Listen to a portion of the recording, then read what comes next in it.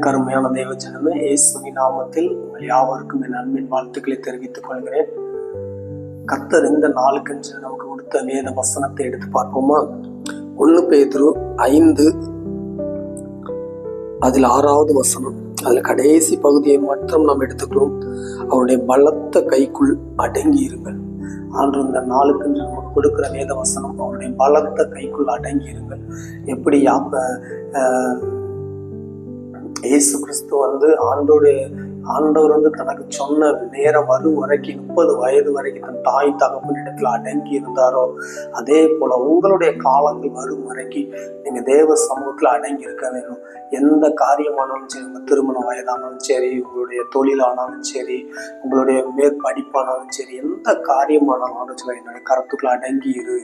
ஒரு நாள் என்னுடைய கரத்தை விட்டு ஓடி போய்விடாத, என்னை மறுதளித்து விட்டு நீ எங்கேயே செல்லாத. நான் உன்னுடைய காரியமா இருக்கிறேன். நான் உனக்கு எல்லா காரியத்திலையும் நான் நன்மையாய் செய்து முடிப்பேன். ஒரு நாள் நான் உனக்கு தீமை செய்ய மாட்டேன். உனக்கு தீமை போல தோன்றலாம், இப்பொழுது உனக்கு கஷ்டமா இருக்கலாம், உனக்கு இந்த நாள் கஷ்டமா இருக்கலாம், ஏன் எனக்கு மாத்திரம் இப்படி, ஏன் ஆண்டவர் எனக்கு இதை அனுமதித்திருக்கிறார்னு சொல்லி நீ சோர்ந்து போகலாம். ஆனா ஆண்டவர் உங்களை பார்த்து இந்த நாளுக்கு என்று சொல்கிறார், என்னுடைய பலத்த கைக்குள்ள அடங்கியிருப்பா, ஏற்ற நேரம் வரும், உன்னை நான் ஆசீர்வதிக்க தீவிரித்து வருவேன். தீவிரித்து வந்தது மாத்திரமில்லை, நான் உன்னை ஆசீர்வதிப்பேன்.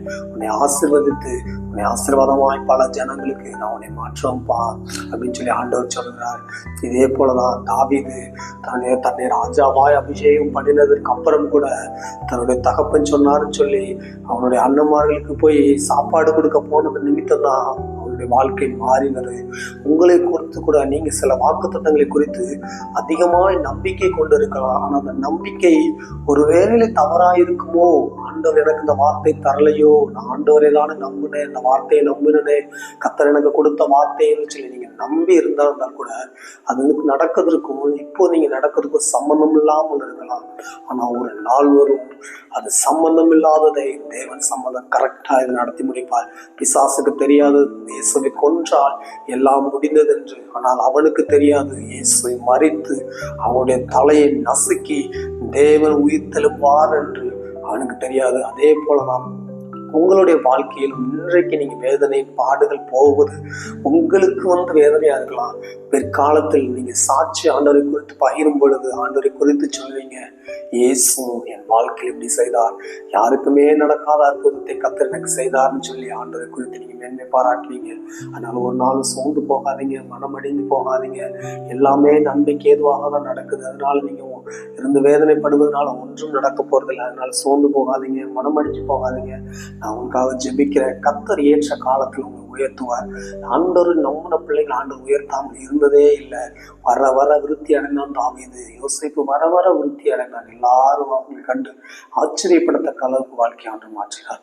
நம்ம ஜெபிப்போமா? அன்பு தகப்பனை, கோடி ஸ்தோத்திரங்களை ஏறெடுக்கிறதுனாலுமே இந்த காணொலியை யாரெல்லாம் பார்க்கிறார்களோ அவருடைய வாழ்க்கையெல்லாம் மாற்றுவீராக சொல்லி ஜெபிக்கிறேன், மறுரூபமாக்குவீராக சொல்லி ஜெபிக்கிறேன். எந்த காரியத்திற்காக இந்த பிள்ளைகள் ஏங்கி தவித்து நிற்கிறார்களோ அந்த காரியத்தில் தேவன் பெரிய அற்புதத்தை செய்து மகிழ பண்ணுவீராக என்று சொல்லி ஜெபிக்கிறேன்.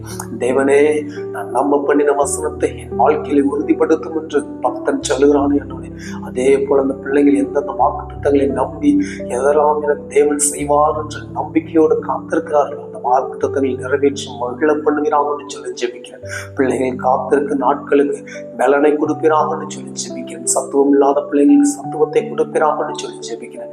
தெய்வமே, பிள்ளைகளை ஆசீர்வதிங்கப்பா. நாட்கள் வரும், அப்பொழுது உங்களை அறியாது முட்டாதுமான பெரிய காரியங்கள் அறிவிப்பேன்னு சொல்லும் போல இந்த பிள்ளைகளுக்கு அறிவிங்க. சப்பா காத்துக்கொள்ளுங்க, ஆசீர்வதிங்க, பலப்படுத்துங்க.